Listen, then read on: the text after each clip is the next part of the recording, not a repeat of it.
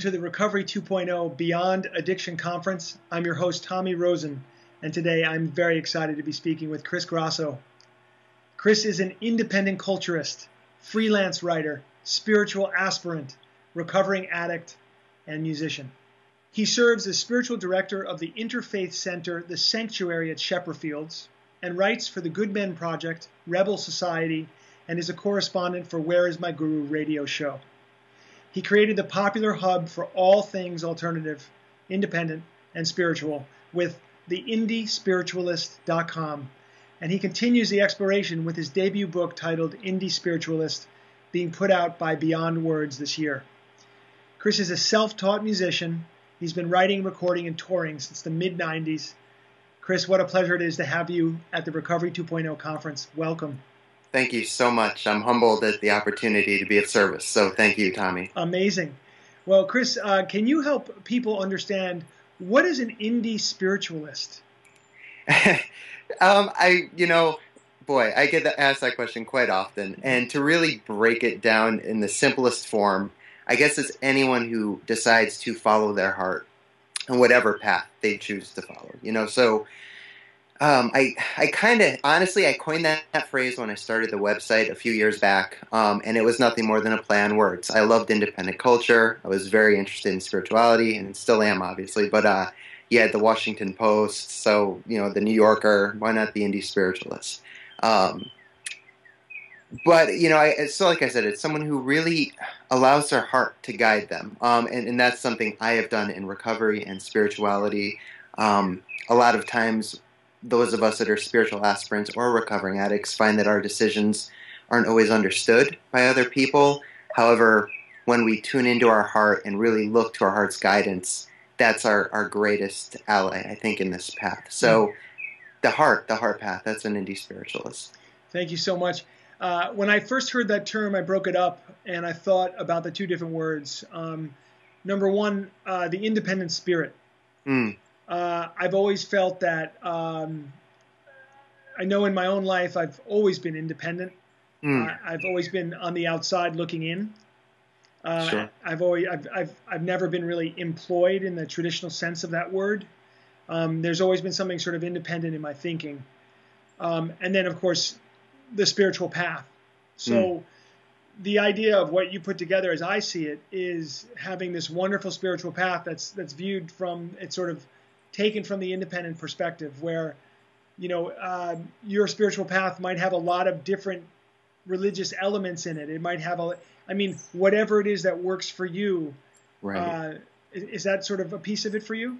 I would certainly say so. Like the teachers that really resonate with me in my path, of course, there's the traditional teachers like from Buddhism, like Chogyam Trungpa or Thich Nhat Hanh, and in Hinduism you have Ramana Maharshi. But the ones that really resonate the most with my heart are people like Ram Dass or Eckhart Tolle that have a real gift for incorporating all of it. I think if I were to say I had to adhere to a certain path, I would say Vedanta, particularly because that's a purely non-dual path. Or A Course in Miracles, same thing. It's or even quantum physics is leading us in that direction today, where it's all one. That's not just a cool cliche saying. I mean, it's a very real thing. It's a very beautiful thing. So when you're able to take teachings from various aspects and elements and incorporate them and allow them to guide you and just make deeper insights into your own path, that's definitely a huge part of it, for sure. Gorgeous. Well, I want to ask a little bit about your spiritual path and particularly your path of recovery. If you could share a little bit about your story with people, just so they know where you're coming from. We won't do a full share here. It'll take too much time. But give people a sense of the addictions that you have struggled with and the way that you transformed yourself to lift yourself up out of those addictions.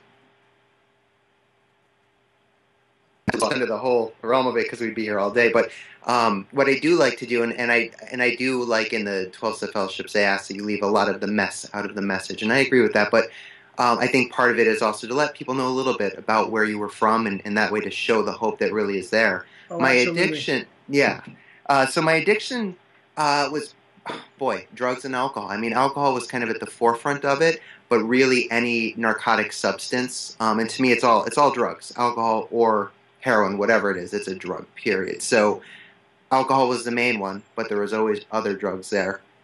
Um, to this day, I would say I still even struggle with food sometimes. I eat and I'm aware of it, but so I've broken the bonds of certain addictions, but other ones, even my thinking mind, Eckhart Tolle would tell us, we're addicted to thinking. But so for the intent and purpose of this interview, though, drugs and alcohol predominantly.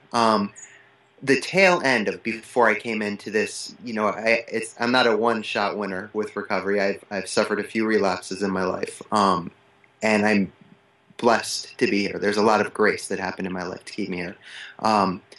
The last relapse is what I guess I'll tell you a little bit about.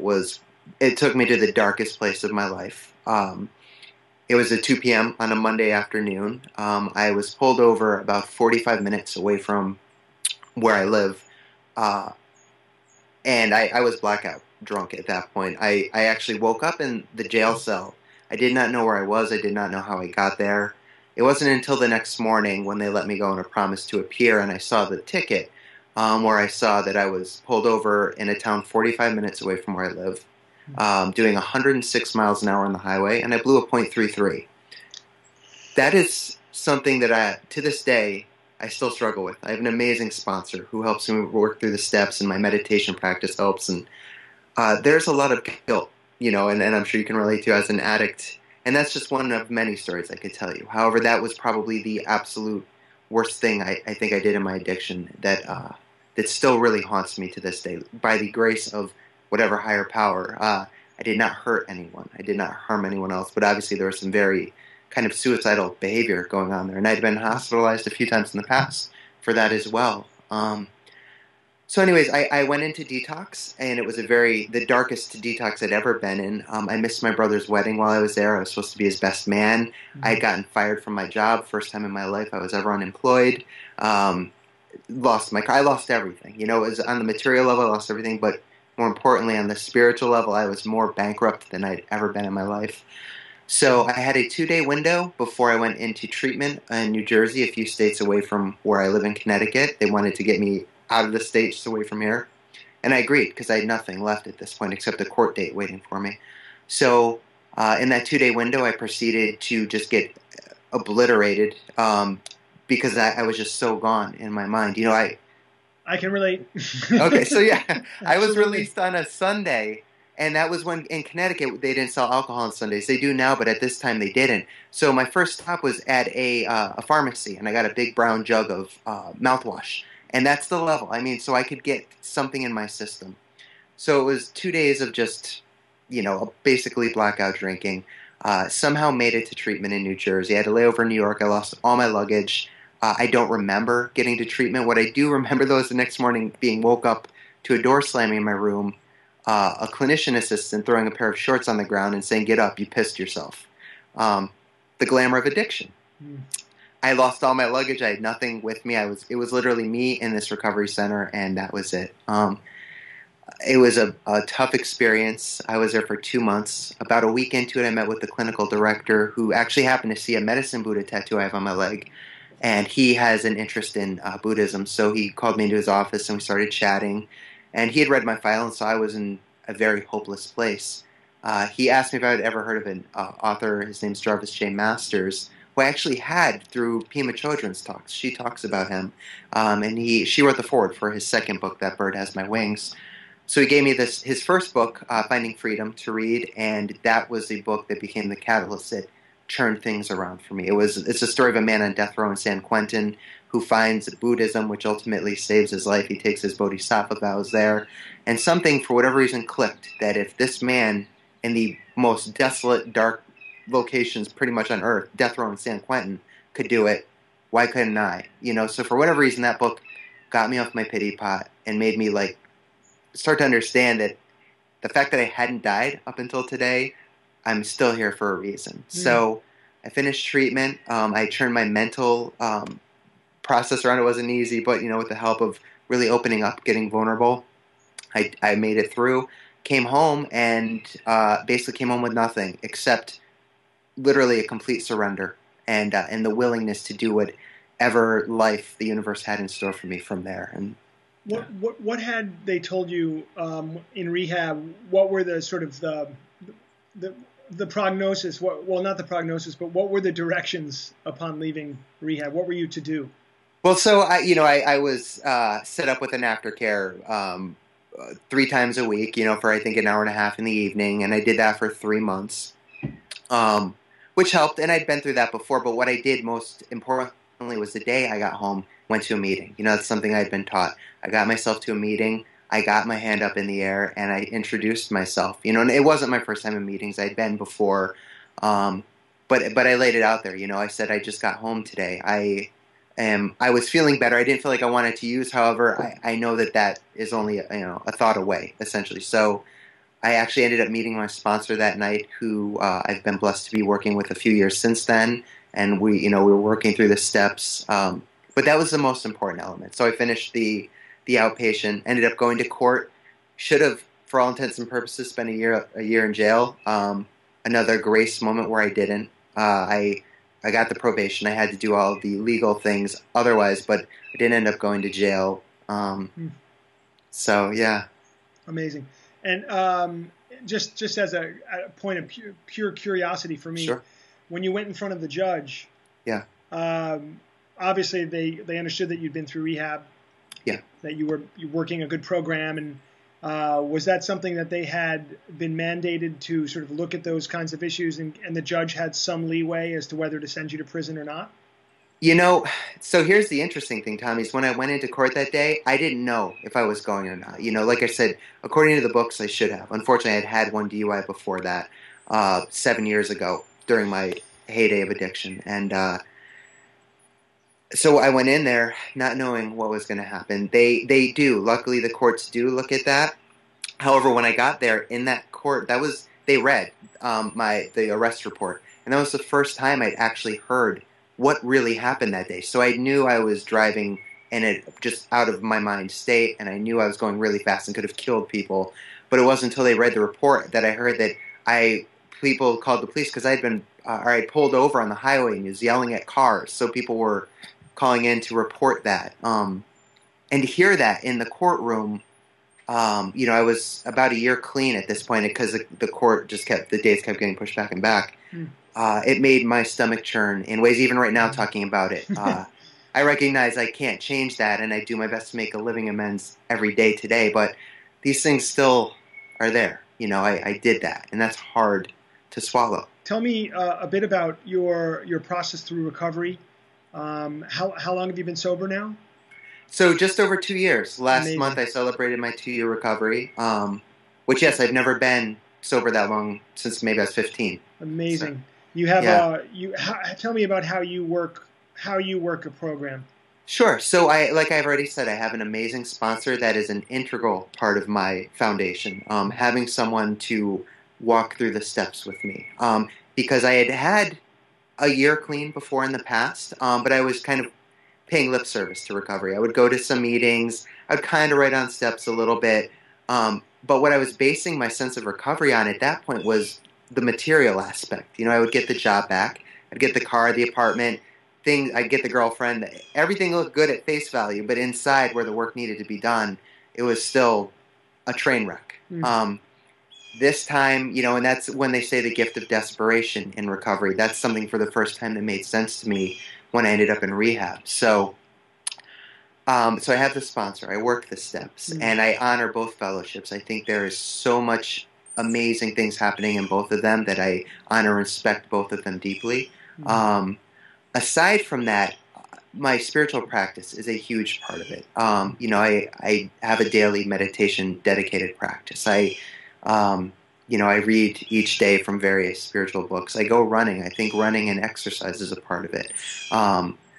The spiritual element, there's plenty of spirituality in recovery, so it's hard to separate the two, but for the purpose of this interview, the just spiritual aspect of it, I have found that I find things through meditation, which is, emphasized in the 12-step fellowships, but through things like loving kindness meditation, where, you'll learn that in schools of Buddhism and whatnot.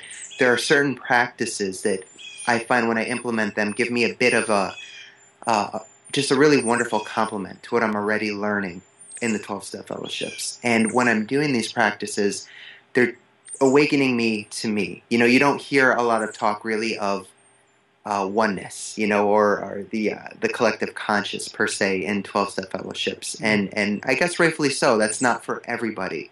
But for someone like myself, that's a huge, huge part of it. So those are the main tenets of it. Yeah. Thank you, Chris. Sure. I want to focus in on the fact that you're in relatively early recovery, if you don't mind me calling it that. No, it is. So absolutely. And you're also a young man, and in comparison to me and many other folks, I got sober pretty young as well. And well, 22 years. That's amazing. Congratulations to you. Thank you very much. Yeah. It continues to be a one day at a time process, I can tell you. Of course. Sure. For young folks out there, first of all, how old are you? I'm 35. Just turned 35 in June. Okay. So not that young, but right. Well, you have a real youthfulness about you. Oh, thanks. And you're welcome. And as I say to people when they're getting in recovery, let's say they're your age, I say we can have this same conversation when you're 45 if you want. Yeah. Or you could be 10 years sober and 10 years along the path. Yeah. One day at a time. So the fact that you're there now, tell me about the book, the work, which I'm sure since you've written it this past couple years, it's had to have come out of your experience of recovery. Yes. Yeah. So tell me about your book and about the work that you're working on right now. Sure. So, like I said, when I got home from rehab, I literally had nothing to my name, anything at all, except that complete surrender. And each morning I turned it over, and I really, for the first time in my life, offered it up to, we'll say the universe. You call it God, spirit, whatever you'd like to call it. But I offered it up to the universe and said, whatever you're going to have me do, I'm willing. Like, I'm here. It's hard for me to talk about. It is still 2 years. It's not that long ago. But it's such grace to be able to sit here and even have this conversation. So I was out jogging one day a few months after I'd gotten home, and I'd started the website a few years back when I was in recovery. And I started picking that up a little bit. And as I was out jogging one day, something just hit me like a ton of bricks that you're going to write a book. I had never had any intention of writing a book. I had never taken any writing courses. With the exception of doing interviews and transcribing them, I had no experience with writing. So I was like, okay. And I just kind of followed the guidance and the steps as they appeared to me. Like things really did just kind of fall into my lap, for lack of a better way to say it. But I started meeting the right people. I met Lissa Rankin actually through a webinar series she was doing, who I know is a guest on this. And she ended up introducing me to her agent, who also represents Gabby Bernstein, who I know is on this. And at that time, I had never written an article to my name. And so to be introduced to this agent was just like, wow. The feelings of self-worth and self-doubt and the questions of, they come up, at moments like that for me. Who am I to, I've never written, like literally, and I'm being introduced to this agent. But in retrospect, I can tell you that I know that it really had nothing to do with me. It was all about the surrender and accepting this guidance into my life. But so, I met with her and we talked and I told her a little bit about my story, and she loved it. So I started piecing it together. The book's not a memoir by any means. It's more a series of vignettes. A lot of them do talk about my experience, some of what I've shared with you already. A lot of it is actually just about spirituality in general that doesn't have anything to do with addiction.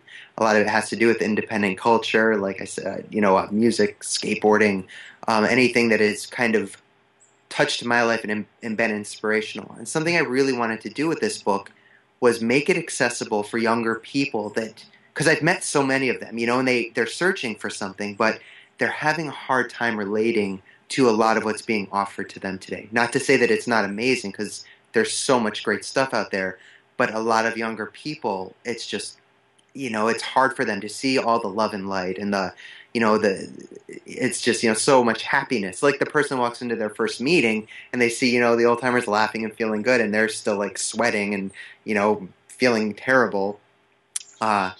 So it's a raw book for sure. I'm actually going through the final edits right now, and it's interesting because a lot of it was written around a year or so of when I was clean, and already some of it's like, all right, so that's already changed for me. It's too late to re-edit it or take it out, but it's like I know in my next book it's going to be a little different. Right. But this has been an amazing experience, and to have someone like Simon and Schuster, I mean, Beyond Words and Atria, their imprint, but it's a Simon and Schuster book, so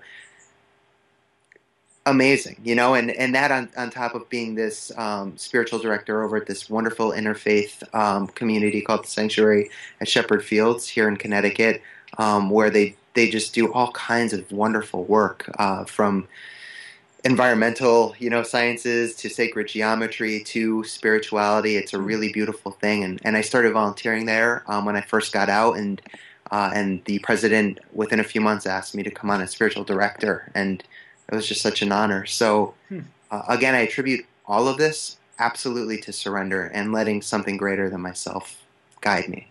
Beautiful. Thanks. What does it mean to be spiritual director there?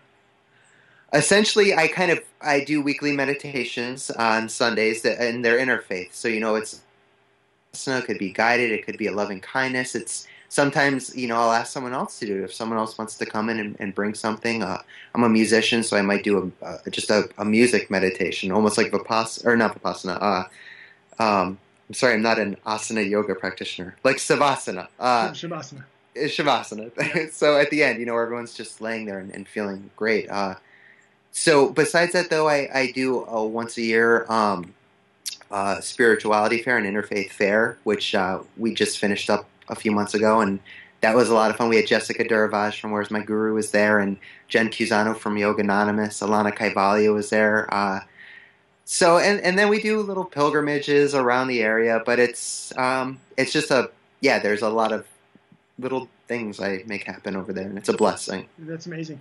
Well, one of the things I love so much about your work, Chris, and that I really appreciate about you, is the holistic approach you have to recovery. And even in this short time, these last 2 years, you incorporate a lot of the elements that I think are critical and that are some of the tenets of Recovery 2.0. In particular, we're talking about meditation. For you, I think you on the physical plane, though you may not practice yoga asana, you're out in the woods running, right? And I want to emphasize this point for a minute, and then I want to hear you talk about it. Sure. Some people will say, Tommy, do you feel everybody who gets into recovery could benefit from yoga? And I'll say yes, but that doesn't mean it is for everybody. So I believe there's benefits there for sure, but people will get they'll get their thing that they're looking for through the physical body. They can get it in a lot of different ways, and I want to be clear about that. Certainly, I think one characteristic of the physical work that people can benefit from most in recovery is it has to have this cardiovascular component to it. Sure. There's just something about getting your heart rate up, blowing out the pipes. Can you talk about the importance of running? Oh, absolutely. In your recovery. Yeah. Well, first, I do want to say I have a deep respect for asana yoga. My wife is an amazing yogini. She's been practicing forever, and I sit there and watch her do her practice, and she does Ashtanga, so she's flipping around like a pretzel, and I'm like, oh my God, how are you doing that? I years ago, I had a bad experience with Kundalini yoga, which I've kind of used as my scapegoat as to not getting back into asana yoga. Like my friend Alana tries to get me into it, and Jess, and I feel like it's only a matter of time before I do get back into it. That being said, I am a Bhakti yoga practitioner. Alana and I just performed out at Yoga Journal Conference in Colorado. We're playing at Kripalu next month. So there's that. There's Jnana Yoga, which, I definitely read all the time and whatnot. And then there's Karma Yoga. And so there's other elements that I certainly incorporate for sure. Of course. Yeah. But it's all a beautiful thing, and I love Patanjali's work, and so there's something to be said for all of it, for sure. The running aspect, right now I don't have a lot of free time, so it really is it's either running or yoga. Sure, I can maybe do yoga a couple times a week or running. Again, I'll call myself on my own BS, so I just say, I don't have enough time, and I go running because I'm in the habit of running. I love running. I go out, and you see the background. It's beautiful where I'm at. And I'll go. It could be a 3 mile run. It could be an 11 mile run. It doesn't really matter. But I'm out there at least 6 days a week, usually 6 to 7. And it's such a, oh God, it's so important for me. Like you said, any kind of cardiovascular to, I mean, they say even walking for 30 minutes a day is wonderful for your mental state of being, to get your endorphins going. It's just something that I learned the hard way, and I see a lot of addicts fall to. And actually, I did an internship as an addiction counselor at one point. And I saw this really predominantly there, is that people get clean and they don't replace it with anything else. They just stop using drugs and think, all right, I'm done using drugs. And then there's that void, and that void, it gets to become too much over a period of time. Yes. I want to just underline that very, very important point you just brought up. Yeah. The analogy that's coming to mind for me is the person who normally eats meat and just eats a normal sort of American diet, and they announce to me, Tommy, I'm going to become a raw foodist tomorrow. I'm becoming a raw foodist, and not only am I letting go of meat, but I'm letting go of all cooked food. I'm gonna just eat salads and vegetables and fruits, nuts and seeds from now on. That's what I've decided I want to do. And of course, what they don't realize is the body actually has to transition for a year or 2 years to be able to actually do what it needs to do to live on that kind of diet. Yeah. So these people might actually be starving to death for a period of time. And then they snap back in 2 or 3 weeks or a month or 6 weeks, and they're like, I don't know what happened. This raw food thing just didn't work for me, Right. And my point in telling that story is that when you're going to transition into a new habit, number one, you need the education and the ability and the guidance to transition correctly. And also, if you're going to change habits and let go of something, you need something to replace it. Absolutely. And I cannot express how important that is, that we don't break habits, we exchange them for other habits. Yes. Yes. That's been a big lesson for me in my recovery. So I want to talk a little bit about your meditation practice in more depth now. Sure. This is obviously another element that I consider. I don't feel it's a take it or leave it proposition. I feel like meditation is something that is absolutely critical, particularly for people who struggle with addiction. Agreed. The reason why I feel this way is because I feel that addiction is a thought. It is a disease on many levels, but it certainly is a thought disease. Mm-hmm. And so I ask you a straight up question and you tell me how that works. Chris, can you transform the way you think through meditation?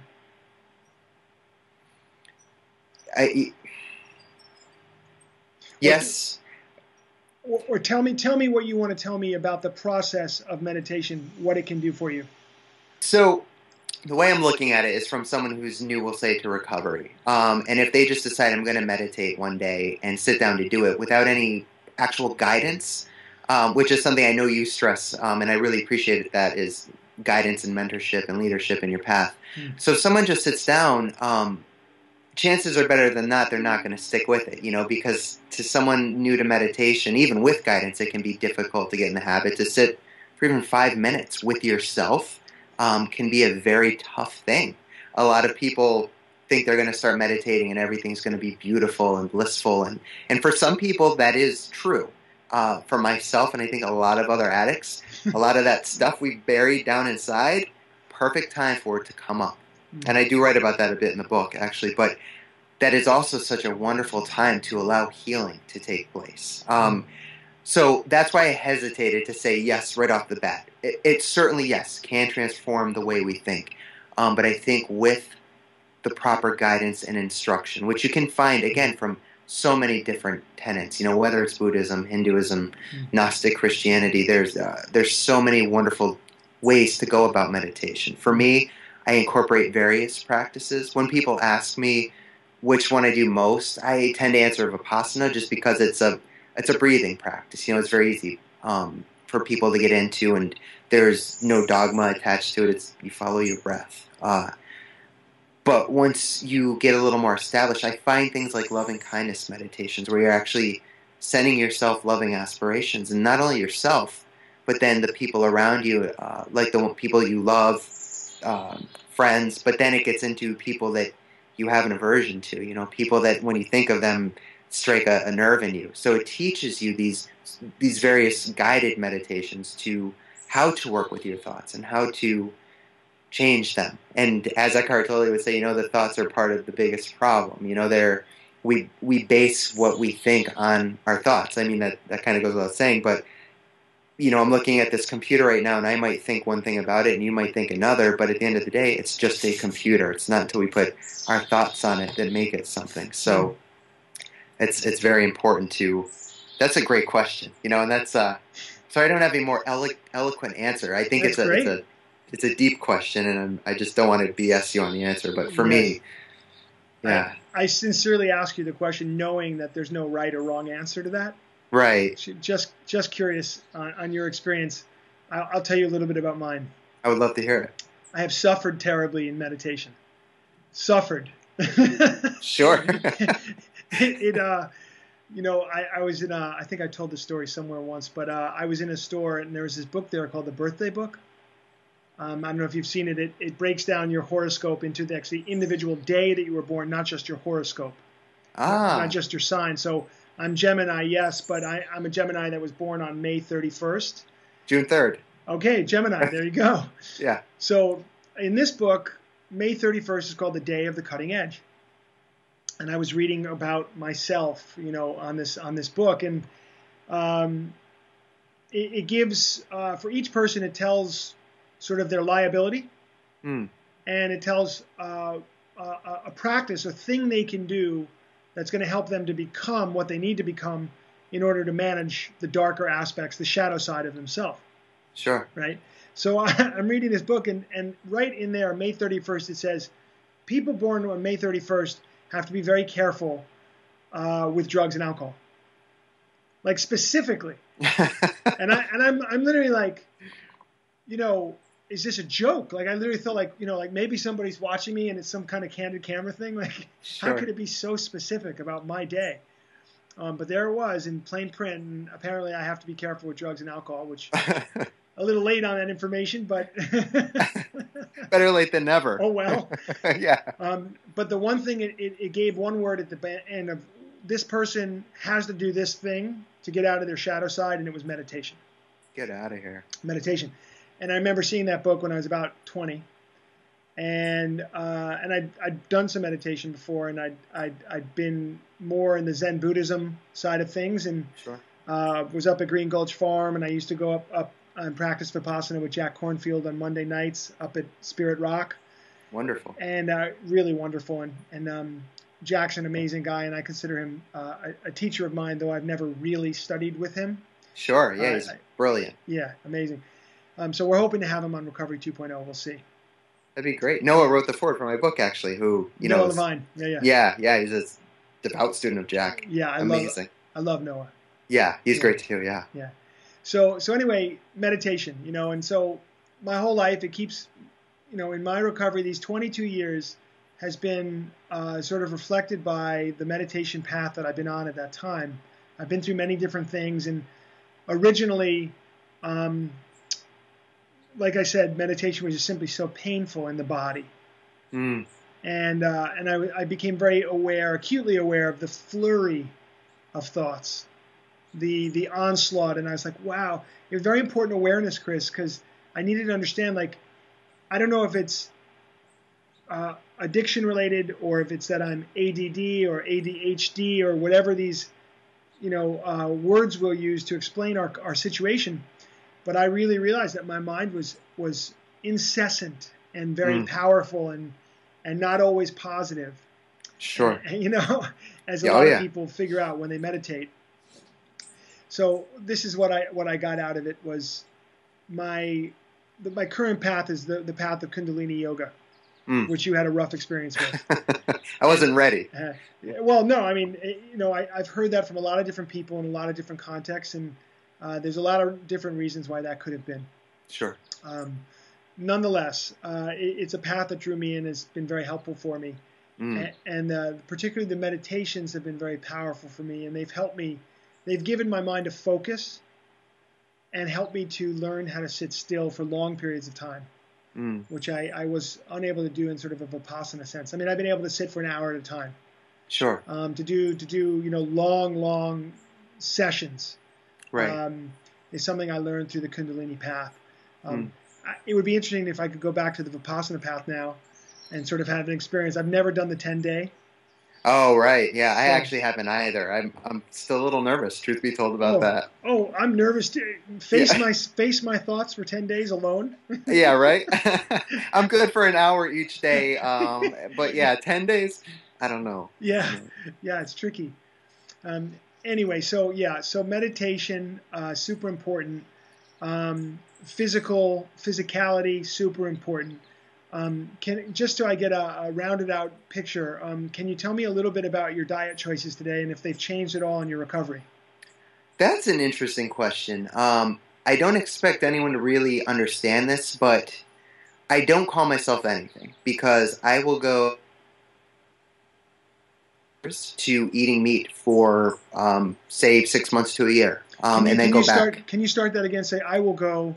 Sure. I will go from not eating meat for several years to my body, for whatever reason, having no issue with it, my mind having no issue with it, and I'll eat meat for 6 months, a year, but ultimately I always go back to not eating meat. So I don't call myself a vegetarian or vegan. I've done all of that. I definitely eat as free-range or organic or as natural as I can, but I'm not perfect with it. I do the best I can. How's your relationship with sugar?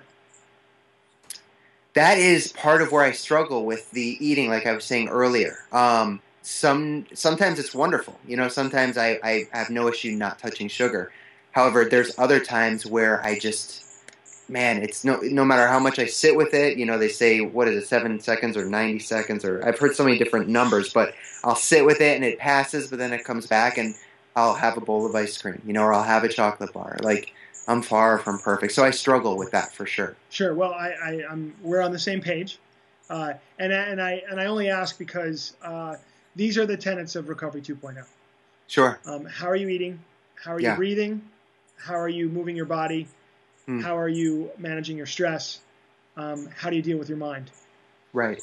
And then, hopefully, how do you deal with the addiction piece? And for me, and it sounds like for you, that's the 12 steps.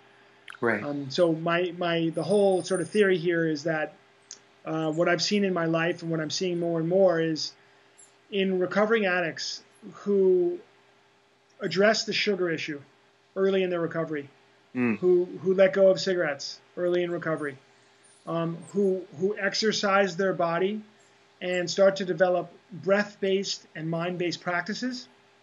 What I'm noticing is they seem to be happier people. Sure. Yeah. They seem to relapse less, and they seem to have a stronger recovery. Makes sense. And that goes, of course, along with the 12 steps as a foundation for all the rest of the stuff. Right. So the reason I ask you is I try to ask most everybody who's in recovery, how are these things going for you? Because for me, they were a struggle, such a huge struggle for the first 12 years of my recovery. Sure. And I feel like I could have avoided a lot of pain and a lot of addictive behavior if I had learned these things earlier on. That's kind of the whole reason of why I'm trying to do Recovery 2.0 in the first place. I think that's so important. Luckily I never smoked cigarettes, so I didn't have that issue to deal with. I catch flack for that at meetings sometimes. Like, what, you're an addict? You never smoked? But no, I was the kind of addict where if I had $1 to my name, it was going to the drugs. I couldn't waste it on cigarettes. Right. So it's really my vice, which isn't always a vice, but it is the sugar. And I'm actually reading a really great book, a second time reading it now, by Dr. Joe Dispenza, who's another Hay House author, and called Breaking the Habit of Being Yourself. And he was featured in What the Bleep Do We Know, and he's done really wonderful work. He's a neuroscientist, and it talks about our three brains, the neocortex, the limbic, and the cerebellum, and he talks about the thinking brain, the neocortex, and then the limbic being our state of being, and the cerebellum is kind of our learned, it's our subconscious. And he really breaks it down, and it's beyond the scope of what I can really get into here, but I do recommend that book strongly for people that deal with any kind of addictions. I've actually found myself having success with what he teaches in it, and in regards to the sugar, not perfect, but it's something that it doesn't change overnight. You know, it's something you work on. Well, since 22 years later, I still occasionally get pulled down the street to the pumpkin pie that's down there. I just want to tell you that it's still a work in progress for me as well. It's a dance. Yes. I'm still in that dance. I'm surrounded in Venice, California, by the healthiest people you can possibly imagine. Sure. Apart from the fact that we live in a big city and we breathe air that's not as clean as mountain air, or looks like the air around you, right behind you, all around you.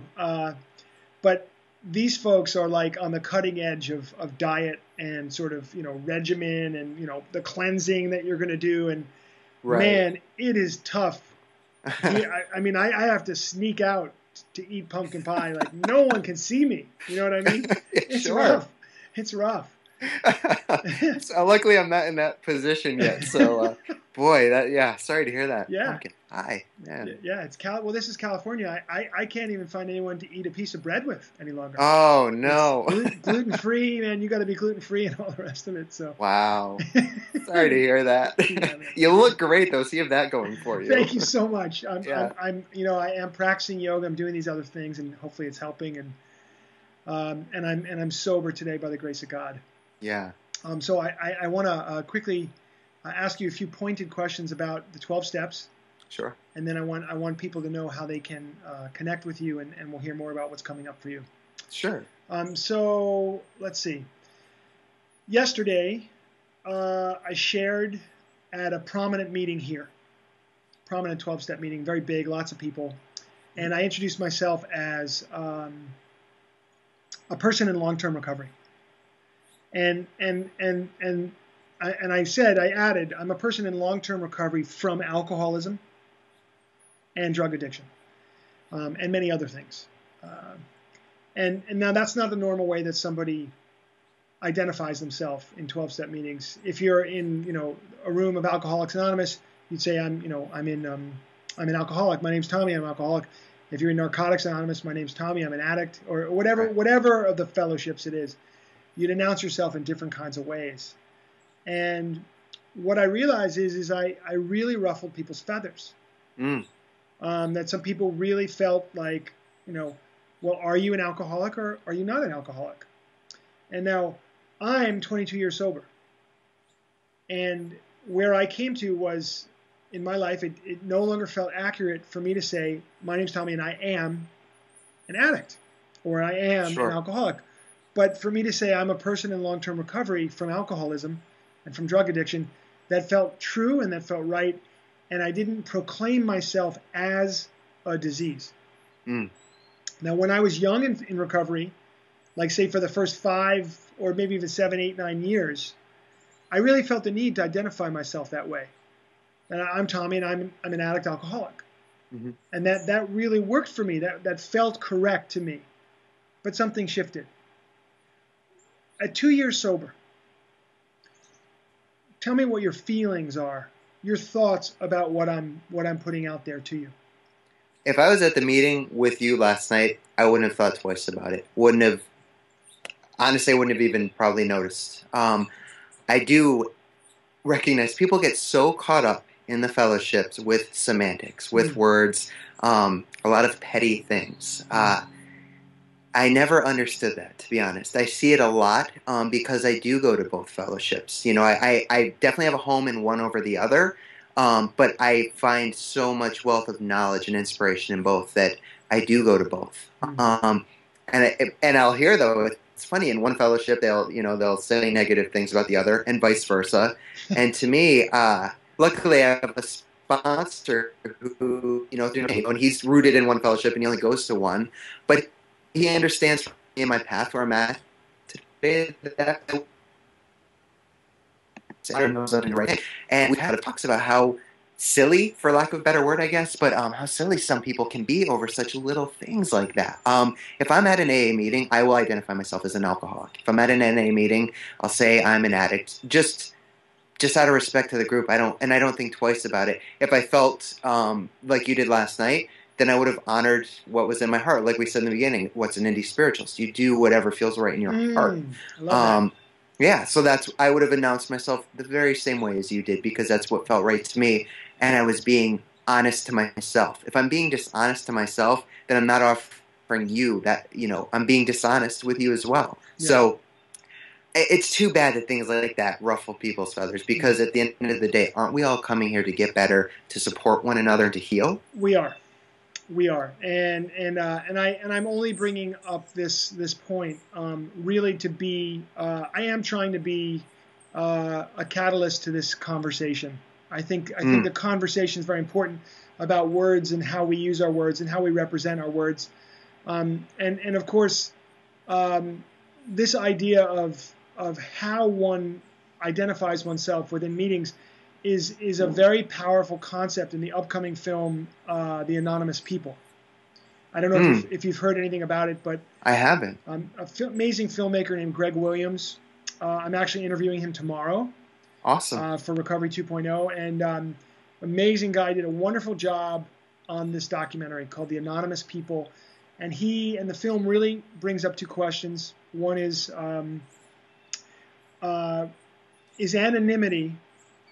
Is there a difference between anonymity and secrecy? And in being secret, are there people in the world that we could help with this program that aren't getting turned on to it and won't get turned on to it? It's kind of because there's such a shield of anonymity that some people aren't going to be able to learn about. It's a very interesting question.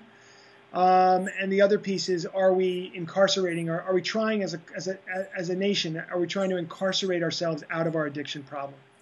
And that's a big one. We've seen movies like The House I Live In, and a lot of other films about the war on drugs address that issue. But these are big issues that are on my mind right now. So I thought I'd just put it out there to an East Coast 2-year sober guy, to see sort of what you thought.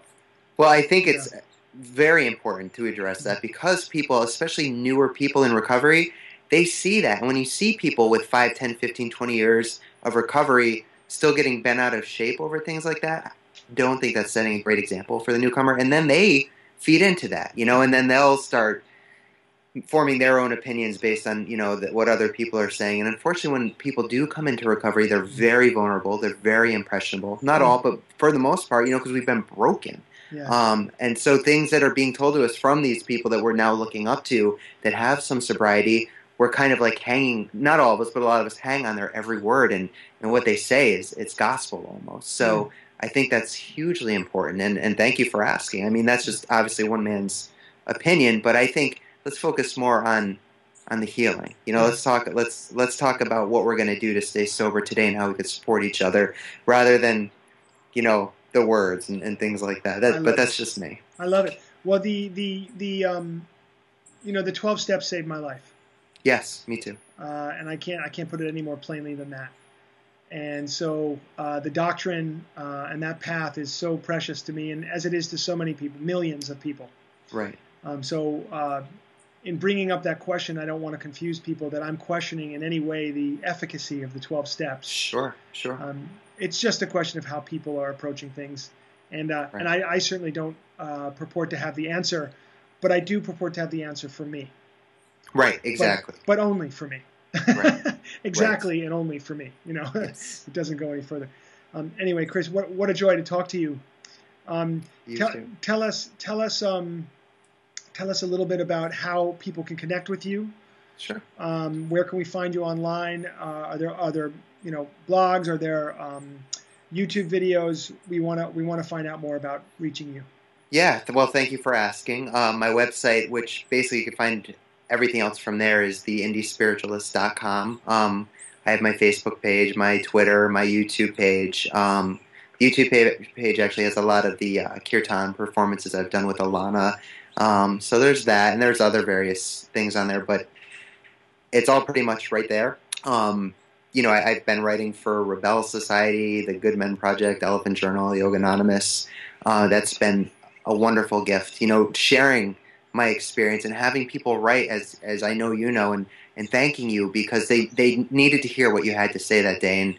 And whether, I've gotten so many letters from people that aren't even in recovery but are family members of people in recovery, and they needed to hear what I had to say to understand what their brother or nephew was going through. And but anyways, so yeah, you can find out anything about me over there. I'm on the Where's My Guru show every month, doing various segments on there. I'm excited to have you on next month for that. Yeah, so theindiespiritualist.com. I have the book coming out. It's coming out in March of 2014. Simon & Schuster, Atria and Beyond Words. Yeah, it's amazing. And to have the forward by Noah Levine, and to have endorsements from people like Ram Dass and Tony Hawk, Lissa Rankin, all these, Marcy Shimoff, all these wonderful people that have been huge on my path, to like support the vision I have and to believe in me. It's surreal. I struggled doing this interview. I struggled with the self-worth questions again. Like, I only have 2 years recovery. What do I really have to offer with this amazing group of people you have? And my sponsor, laid it out. He's like, you're right. You're at 2 years. You're still newer. However, a lot of new people, a lot of them can't relate sometimes to the people that have so much time, because to them, that's a pipe dream. I remember when I came in, my first time coming in, someone who had more than 6 months, no, they're lying. There's no way you could be sober for more than 6 months. I couldn't even, get a day or two together. So, I can't thank you enough for having, someone this new in recovery on, but I'm very grateful for the opportunity to share. Chris, I want to be really clear on this point. You're on this forum because your voice is important. Thank you. Because of exactly who you are and where you are, and the people that need to hear from exactly someone like you. So Thank you for your work, your writing, your willingness to step up and speak. Your willingness to talk about your recovery, which is still a rare thing these days, out in a forum such as this. Sure. And I think it's important, and I know that your words are going to affect a lot of people. And the fact that you're 2 years sober is epic. It's an absolute miracle to me. And humbled to even be a small part of this. It's what a gift the grace of recovery is to us all. And yes, thank you so much. All right, Chris. Thank you, man. We'll see you soon, and we'll connect down the road.